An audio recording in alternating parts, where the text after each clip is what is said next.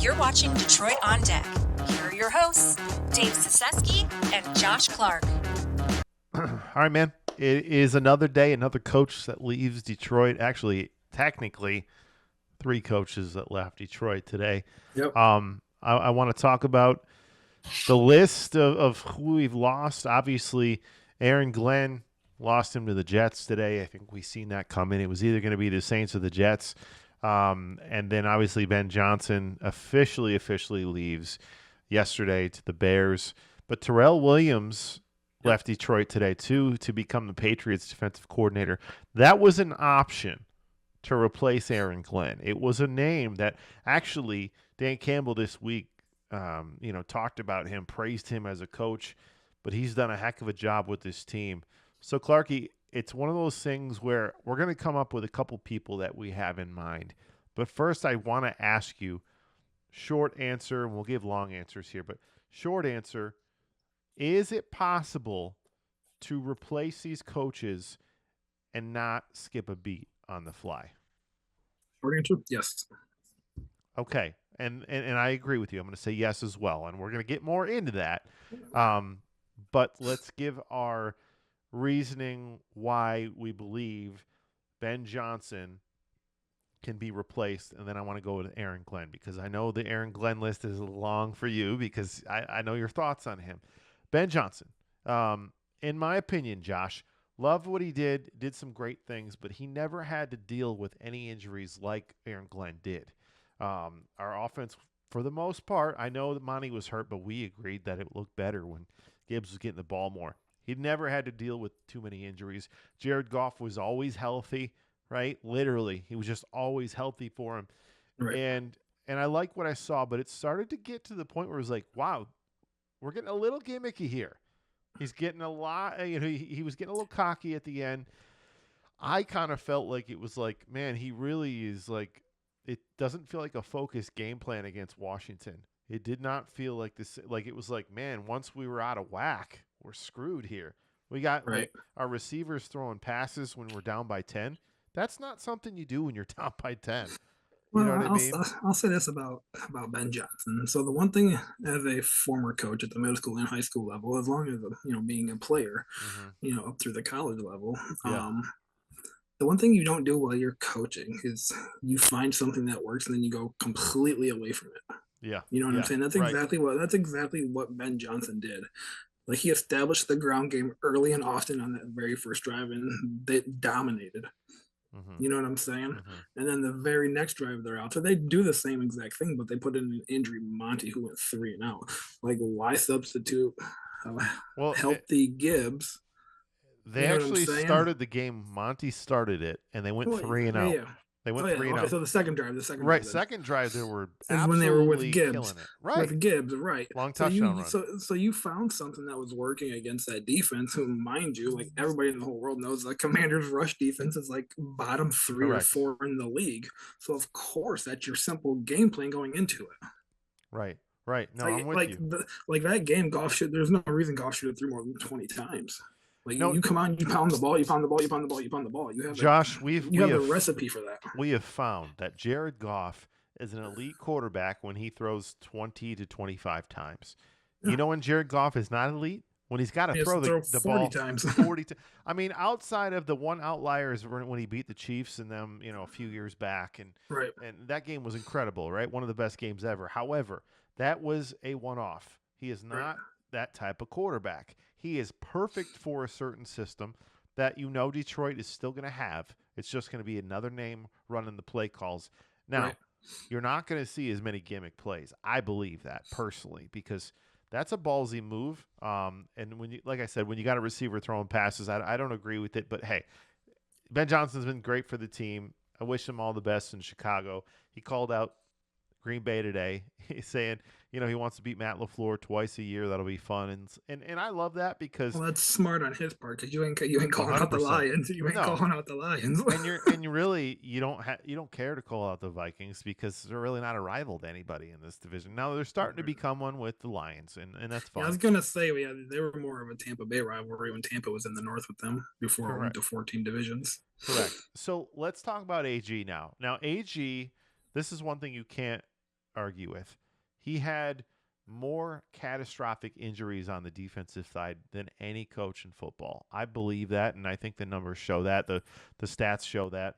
When he lost Hutch, he lost the ability to rush the passer, right? So that really hurt us, and it was like, okay, what does AG do? He was a cornerback. All right, so he's got to make these guys better. Has he made Terrion Arnold better? I believe so, man. I do believe so. He's done a good job with him. As the depth struggled, well, we were down to like our 5th or 6th cornerback. So Right. I think he's done a good job.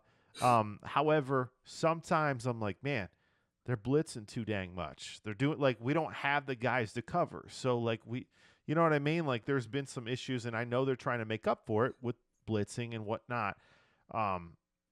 However, the pass rush also disappears at times, and I'm like, what is the identity of this defense? What are we doing? Right? Like our Zadarius Smith went like MIA. And is that Glenn's fault? I mean, it's scheming, right? Like it's not his fault. He's got to be a better player, but he did the best that he could, in my opinion, at times with what he had. He did the most with what he had. I know you feel differently, but I think there were times where this team really bended but didn't break, especially like against Minnesota. Now, Sam Darnold missed passes. And we saw against Washington, that dude is not going to miss passes, right? So it is a different game when you're playing against Terrion Arnold or against some of these better quarterbacks like a Josh Allen when he completely undressed us. Josh, if we would have made the Super Bowl, we would have absolutely gotten our butts kicked, in my opinion, if we had the same defense, because we had nobody out there to cover. I mean, I agree. I mean, even though they kept it close with the Bills, back at Ford Field back in week 12 or whatever still it was. Gave up 50 points? Still gave up 48. Still gave up 48 points. This goes back to, what I told you before. They gave up 48, but they scored 42. Like in that type of game, you got to score 50+ game points, without the type of defense. And that's just not sustainable throughout the course of a playoff against the better teams in the National Football League. Agreed. So where do you think this team will miss Aaron Glenn? Where do I think they miss him? I don't think they miss him at all. See, I think his leadership, because I think players really, really liked Aaron Glenn. They did, man. Well, you'll kind of get why I don't feel that when we get to our coaches that we have here in a little bit. But I just feel like the defensive side of the ball, there's 2 guys outside of the organization I would definitely interview for sure. But I feel like the one guy who gets the job is going to be inside the organization. So here's what we're going to do. I'm going to give you a name. You're going to give me a name. All right? We'll go back and forth like that because I know we got some of the same names here. I got a couple. Probably. Okay? I want you to give me your first name for defensive coordinator here. Okay? My top choice, I don't think he's going to come here because I heard there's a lot of rumors about him going to Jacksonville, but I'm bringing in Robert Saleh for at least an interview. I love the Robert Saleh thing. I think he's going to get a head coaching job. I think it'll probably be with the Saints at this point. It looks like. But Robert Saleh is a hometown guy, right? Yeah, exactly. I hated it all. Well, my number one reason for that is too. Who else is a hometown guy from the Jets who also becomes a free agent after 2025? It's a very big need for the Lions. You bring him on home, Sauce Gardner. Yeah, I mean. So I think if we can get Robert Saleh in here, I think it kind of opens up the door for Sauce to potentially come home. Yeah, that could be interesting. Mine is not as sexy, obviously, but it's a guy that's been around. Kelvin Shepard. He's the linebackers coach there. Listen, he's done a lot of good things. Alex Anzalone took another step. He really did. Now, is that because Kelvin Shepard? I don't know, but Jack Campbell got better too. And I'm going to say that, coaching helps talent. Talent can't always overcome in the NFL because there's a lot of talented dudes that wash out. But if you got good coaching, we've seen it with quarterbacks time and time again. You know what I'm saying? Like, I truly believe Caleb Williams will look differently next year. I believe that. Now, is he going to be if they get an offensive line? Right, but coaching helps, does it not? Give me a OC. An OC. So I'm gonna start from the bottom off of my OCs. My number 3 guy for the OC position is gonna be current Lions quarterback coach Mark Brunell. Which he's not gonna be coming here because he's gone. Well, I understand he's not gone yet. Well, AG's bringing him there. It looks AG wants to bring him there. There's nothing Yeah, final. There's nothing finalized yet. I think that's happening. But well, I I mean, it's mean, a name that I respect for sure. yeah. I So respect that's it. because of what you're saying of those rumors that I've seen as well. That's why he's number 3 instead of top of the list. So here's who I got. Okay, I got Hank Fraley down there. Fraley's actually a really popular name right now. Fraley's already gone. Yeah, is he really? Yeah, with well, they brought him back in for a second interview at Seattle for offensive coordinator, but there's rumors talking about he's already gone. Well, just like and it's Right, not right, official, but right. okay, then I'll give you another name, Antoine Randall L, because That's my second guy. That's he's my number 2 working with option. receivers, and I think this guy would be an absolute stud because he knows the game and he's a former player. Well, it's not even that. He's a former player. He's a Played quarterback, wide receiver, quarterback at right. Indiana. So there's definitely multifaceted there as to why he could be a potential great offensive coordinator, knowing multiple positions. Go ahead, give me your next one. For offensive coordinator still? Yeah. So my number 1 offensive coordinator that I would love to bring in, that's way out of left field, that's off the wall. I will 100% admit that right off the bat because it's crazy. It really is. But I'm bringing it in, at least for an interview, former Lions quarterback and current ESPN analyst, Dan Orlovsky. Oh, God. I hope not. He's going to be running out of the end zone. Absolutely not. Think about this, though. I literally sat back and I thought about it for a minute. Like, what is this guy great at on ESPN? He's great at breaking film down, so he knows how to read it. But he knows how to break down a defense really well. As an offensive coordinator on the sideline watching the game, imagine him just like switching up the play, like midline of scrimmage, like, hey, I see this, and he just engulfs ear, like, you know what I'm saying? Yeah. Like, how awesome would that be to see like live in person? You know what I mean? Yeah. I think there's a lot of like I said, it's off the wall. I know it's off the wall. I know it's crazy. Yeah. But just based on what I see from this dude breaking film down, I think he could be great at that. And with the Detroit roots, I don't think it's crazy. Yeah, I mean, I think it would be crazy because he's at ESPN right now, but I've seen crazier things. I mean, they like to hire TV people, right? Matt Millen. Scotty Montgomery actually is my top choice because he's a running backs coach right now. So he's an assistant head coach. It's probably the more likely pick. It's probably going to happen. I've seen reports about that too, but I'm not a fan. I'm not a fan of that. I'm not bringing in some dude from TV. I mean, I think that would be a joke. If they brought in Dan Orlovsky, I just can't see it. You might as well at that point go. But you say bring in from TV though. I mean, look at he's not coached. I understand he hasn't coached, but look at Michael Vick. He's coaching now, coming from TV. You know what I'm saying? Where's he coaching though? He's at the college level, but still, it's a Division I school. I don't see that. You know what I'm saying? No, not really. I mean, we disagree there for sure, and that's probably a good thing. I've already told you it's off the wall, and it's crazy. I don't think it's going to happen. I just think that I think it would be great, though. I think it would be a disaster, but I don't. A team, clearly, but a team that's trying to keep things going here, I just can't see that happen at all. So, who's your other choice for defensive coordinator? So my number 2 guy, because I gave you my number 1, Robert Saleh. My number 2 guy is Dennis Allen. Yeah, and he just got hired. He just got hired. That's right. I mean, literally. So I mean, I'm just giving you the list that I made before all these reports came out. But he was number 2 before he got hired. But my number 3 guy, you've actually already touched on. That's Kelvin. That's Kelvin Shepard. Yeah. Like I told you, like I do believe that they hire internally for this defensive coordinator position. So I do think ultimately that Kelvin Shepard does get it. Yeah, so the other thing for me is the Shea Townsend, who's not as sexy of a name, obviously. Yeah. He's their defensive backs coordinator, pass game coordinator. It's an easy choice because he works with a lot of these guys. I think here's what it comes down to. I think Dan Campbell hires within for both positions. Is it the right thing? I don't know, man. I'm not around these coaches, but I think they want to keep things familiar. I think that's something that Campbell wants to do. Right. Like I said, is it the right or is it the wrong? I don't know, man. I mean, I'm somebody that likes exciting offense, and I saw Todd Haley might be going to. Yeah, I've seen that. I don't hate that, man. I think when he was with Ben Roethlisberger, the Steelers were doing some special things. Yeah, probably when they're at their best. But he's a jerk, right? So it's like bringing in Rob Ryan, who just got a college job. It's like he's a complete prick, but he's a good coach. You know, like Rex Ryan. How did Rex Ryan not get a job, in defensive coordinator? I would even be interested in Bring that. him in, right? I totally forgot that he was even Right. interviewing. Honestly, like I'd be great with that too. Honestly, somebody with a pedigree, because Right. eventually you're going to miss on one of these guys, and it's going Oh, to yeah, for it's going sure. to set you back. And Josh, we've already talked about Jared Goff's contract, other players that are under contract, rookie deals. Right, we got Gibbs in a rookie deal.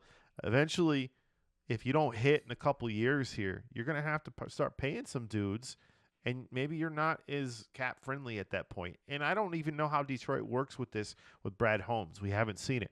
What if he's like, listen, we're going to start cutting salary. We're going to Right. start cutting money off the cap, and then you got to get Well, I rid mean, of players. and that wouldn't shock me, honestly, based on how they're Not at drafting. all. You know what I'm saying? Like he loves the young player. Like you look at our offense and defense. I mean, how many guys over the last 4 years came right away and started as a rookie?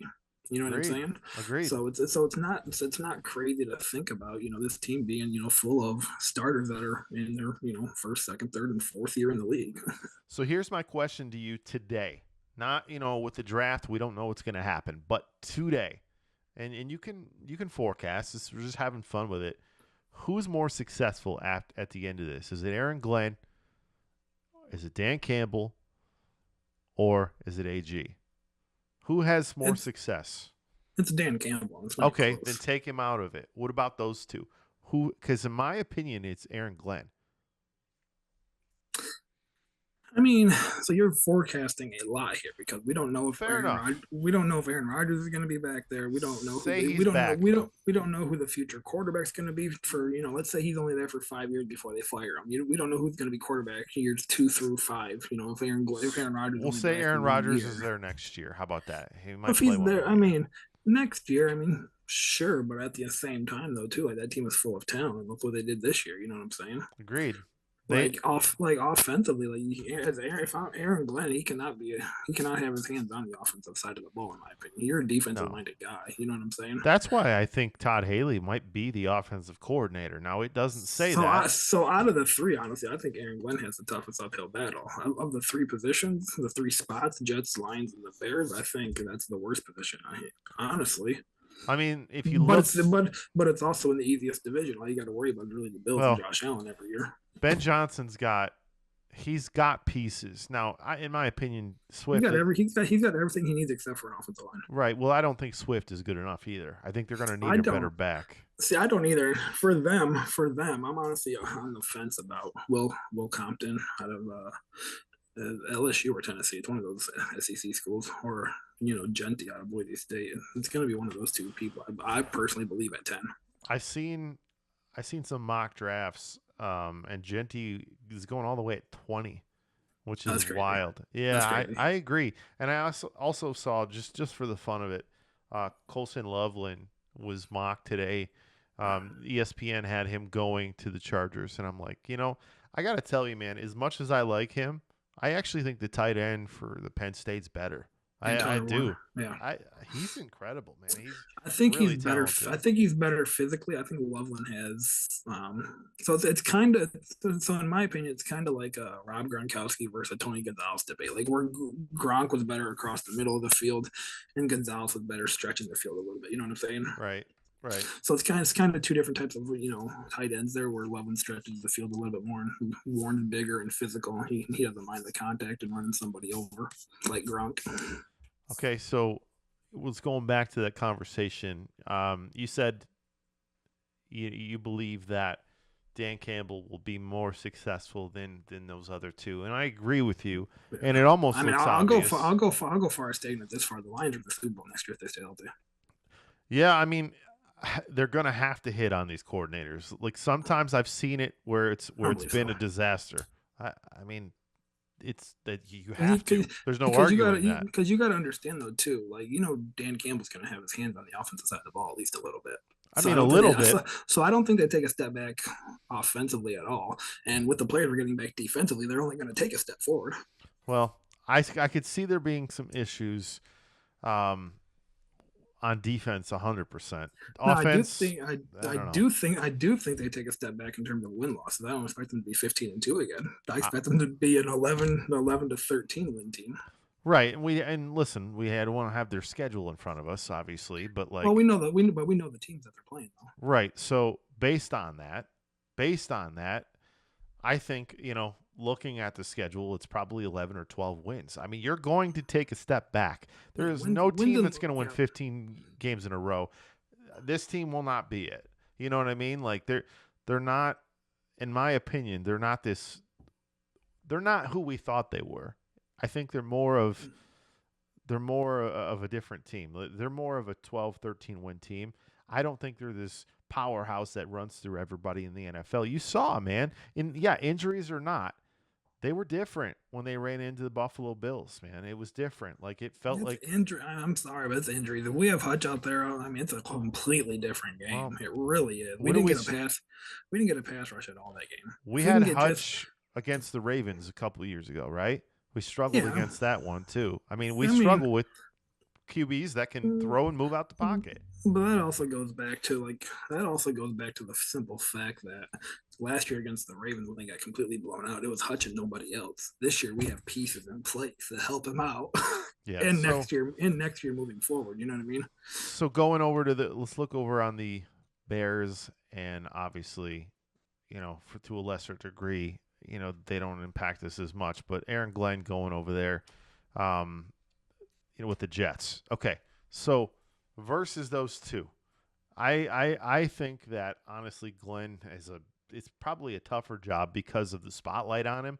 Now, if he gets Aaron, I think the best thing he could honestly do for success for him long term is getting rid of Aaron Rodgers, and it's not the player. The player can still play. His numbers were good. It's who he is as a person. Right, because say Aaron Rodgers wants to play another 2-3 years, you know what I'm saying, and it doesn't go well year one, he's going to be all up in that, general manager's face. Hey, I don't like this coach. He's going to cause problems. Get out of here. You know what I'm saying? Right. He's always done that. So I definitely agree. I think it's definitely best to just cut bait and rebuild a sense. I mean, I guess you don't even need to essentially rebuild. And here's a. I mean, it's kind of off the wall again too, but like Darnold. I don't care. And no, it's not Darnold. Honestly, it's Matthew Stafford. Like he's not under contract, I don't believe, moving forward. No, I mean with the Rams. He's got one more year, I believe. Okay, I mean, I knew it was close to coming up, but like, imagine Stafford with those weapons there. You know what I'm saying? I mean, listen, Stafford can have success in a lot of places. I agree. Stafford is still good. He's really good. That line was not very good. Right. That team is set up to be good, and we're not. I see. Okay, so you plug him in there with the Jets. You got good receivers. Devontae Adams, I believe he's a free agent, though. I'm not sure. I believe so. But they've got receivers. Garrett Wilson is probably a better receiver, and this sounds crazy. He's a better receiver with Devontae not there because he's got to get more targets. He's going to get his volume, yeah. And he's got to stop being pissy because he started to get that way, and I don't know if it's because Devontae was there. He didn't like Aaron. It seems like they didn't like Aaron. A lot of people had problems with Aaron Rodgers, and I don't know if you've seen that Enigma thing or whatever it is on Netflix, but the guy is out in left field, man. He is a strange cat. Like, is he good? Is he one of the best to ever play? Yeah, that is undebatable. He's a great quarterback. However, is he still great now? He's good. He's not great. So, therefore, a lot of this stuff is a little bit louder because they're like, I'm not going to put up with it if he's not putting up MVP numbers. I think you and I agree. He's never going to be MVP Aaron Rodgers again, right? No, he can still be good. He can still throw you 25 to 33 type of touchdown. But he's also at this late in his career, you know what I'm saying? He's probably also going to be double-digit interceptions. Right. And then you got to look over, with the Bears side. Okay. In my opinion, here's where my only concern would be with Ben Johnson if I'm him. That quarterback has only had success when the pocket breaks down and he has freedom to do whatever he wants. Ben Johnson likes to have structure. That's where he had Jared Goff. What is the best thing he can do? Structure. Read a defense, smart guy. He's not super athletic. Williams is a lot more athletic. However, I have never seen that guy work with structure. Right. So even with Lincoln Riley all of his time, it's like when the pocket breaks down, he makes these incredible plays. That's a lot harder to do in the NFL, right? Like especially when you're not like elite speed, like you don't have that elite speed. Like like Jaden Daniels or Lamar Jackson, Right. Josh Allen to an extent, right? Like Michael Vick, Right. play. I mean, he was the king of plays breaking down and running for 80 yards. Kyler Murray. Kyler Murray, yeah, right. But I don't know that Williams is that type of guy, man. And they are married to him. He's too much of a diva to be that type of guy, in my opinion. He likes his nails painted. Yeah, to each their own. I'm not even talking about that. He's just a diva. Like you can just see in his demeanor, like he's just a diva, and I'm just not for it. I honestly hope the whole thing blows up in their face. Yeah, I mean, they're probably going to lose Allen. He's probably going to, because he said that he would leave. He'd stay there, or he'd go to either LA team. Right? He's not going to go to the Rams, and I don't think the Chargers want him back because Harbaugh, completely different guy. I don't know. Maybe he goes back there for one more year, but he definitely took a step back last year. Was it because of Williams? Maybe. I mean, he still showed he could ball out against the Lions a little bit. But then you got DJ Moore, who I think is a number one receiver. I do believe that personally. Yep. And then Rome Odunze has a lot of talent. He could be your number 2 / 1A, 1B type of guy. Right. And then you got Cole Kmet.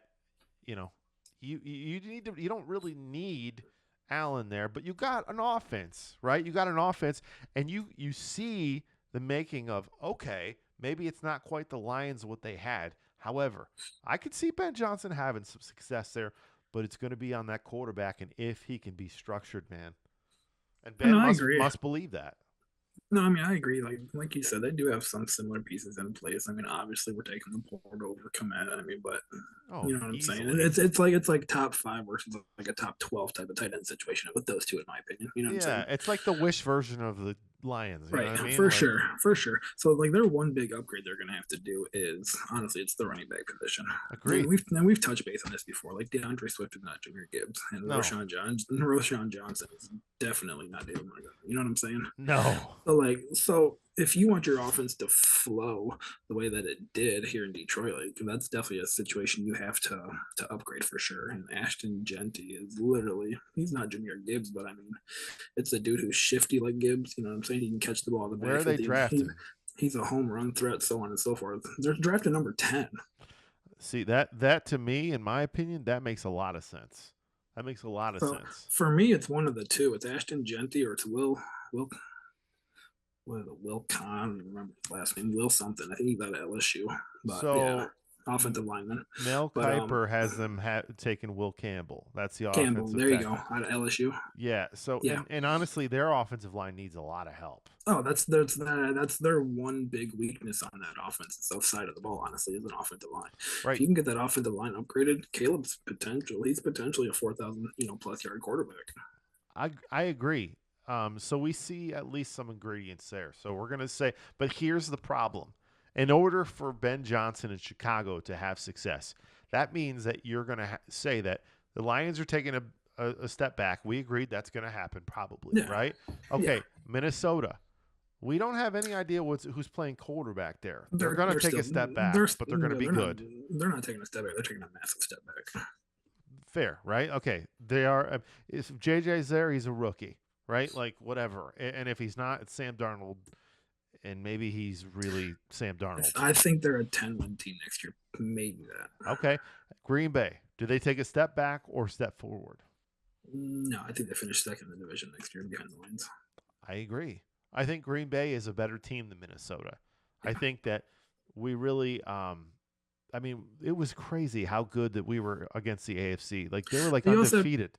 We also have to think, though, too, this year with Minnesota, like who's their running back going into next year? I believe Aaron Jones isn't going to be back. Well, here's my problem with the Minnesota, Josh. So Ty Chandler? No thanks. My problem with them is they don't even go to the run. Like, if I'm a Vikings fan, that team could have been so much better in helping Darnold if they would have run the ball a little bit more. Now, Jones was not bad. The problem is he fumbles too much. Yeah. And he's always hurt.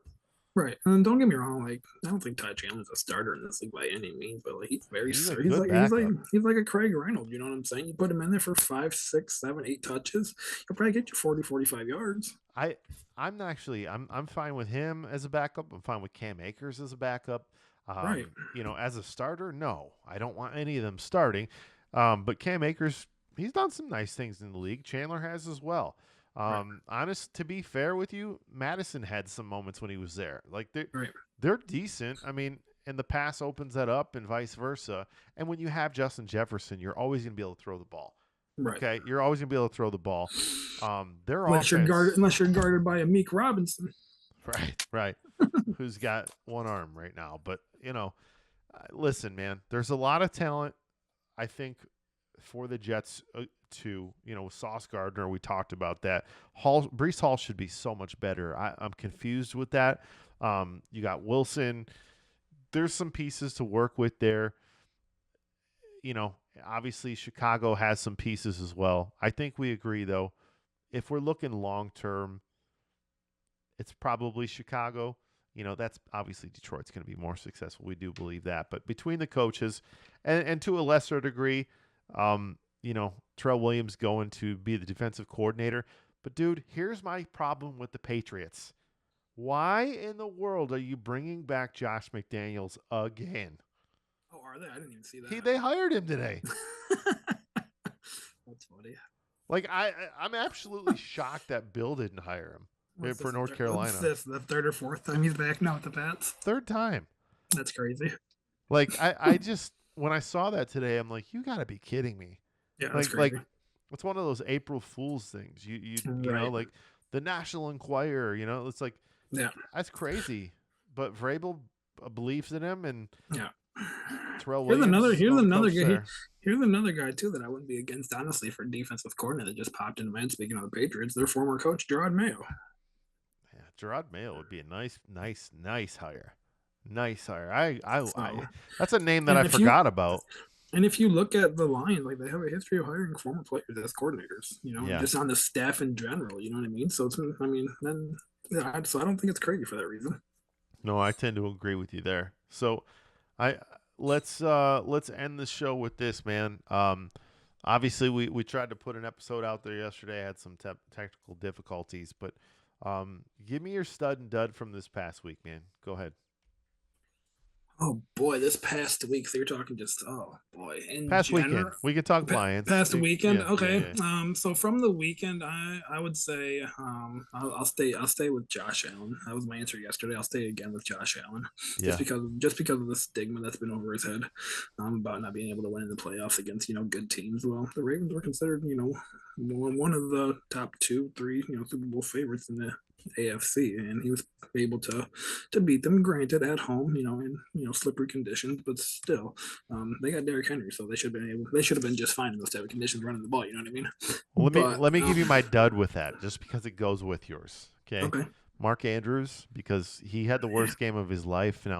I do feel for the guy. I'm not gonna bury him like a lot of people were, but Lamar wouldn't even talk to him after the game. It was weird.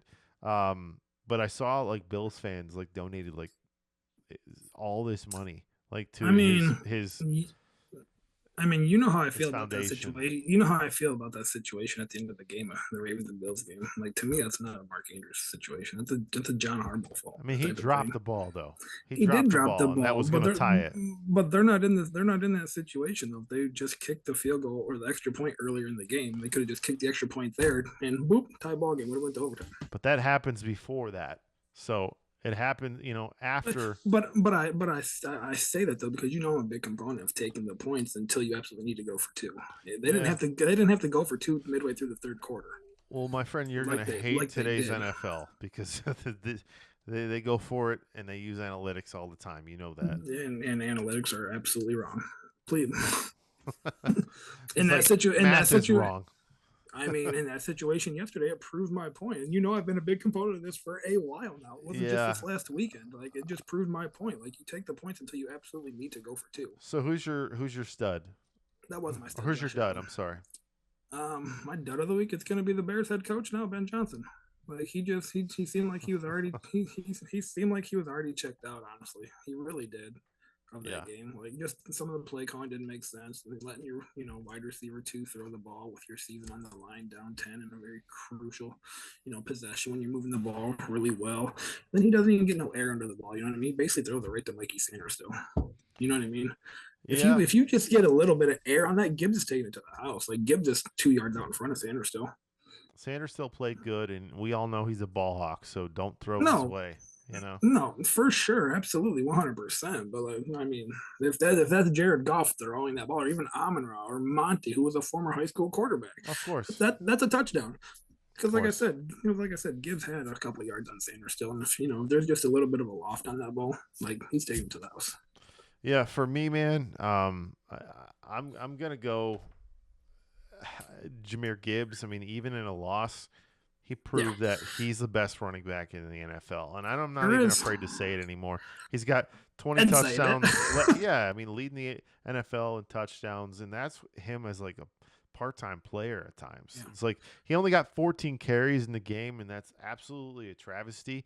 Why 7 carries went to Montgomery, who was not healthy? It was like this thing where they're like, we're gonna feel real awesome and show that we have all this grit, and I know obviously I'm being a little facetious, but like it just didn't make any sense. You took 7 carries away from Jahmyr Gibbs. Maybe those 7 carries kept him in the game. I don't know. And then if you take it even one step further, Craig Reynolds was in the game at least 3 or 4 times that I counted. So those are additional potential touches that were taken away from Gibbs. Yeah. So I mean that right there, that's an extra 10 yards. You know what I mean? He was averaging 8 yards a carry, I believe, in the game. Like, yeah, I didn't love it, man. But hey, man, we'll be back on later this week. We're gonna talk some Major League Baseball, and our audio was good, so positive. We'll see you, man. Peace. See you, brother. Thanks for listening to Detroit on Deck. Be sure to like and subscribe to our page for more Detroit content.